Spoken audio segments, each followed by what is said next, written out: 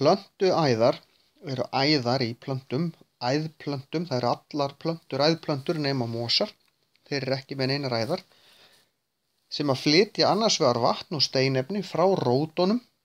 Mosar eru ekki með rætur og ekki æðar, en allar aðrar plöntur eru með rætur og æðar. Vatn og steinefni frá rótunum sem eru teknar upp úr jarðveginum og plöntuna þar sem þarf að nota vatnið, og svo aðrar æðar sem flytja sykurvatn.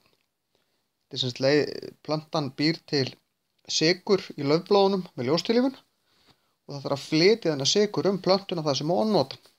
Það er ekki hægt að flytja sykur í föstu efni, þannig að það þarf að leysa hann upp í vatni og flytja hann þannig. Æðarnar sem flytja vatn og steinefni heita viðaræðar, en æðarnar sem flytja sykurvatnið heita sáldæðar.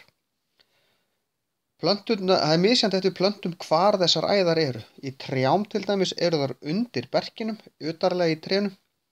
Í öðrum plöntum eru þar jafnvel inn í miðju, svo sérstaklega minni plöntum. Og þið getið séð þessar æðar mjög vel að þið takið sellerístilk, skerið hann í sundur og stingið honum ofan í matalit.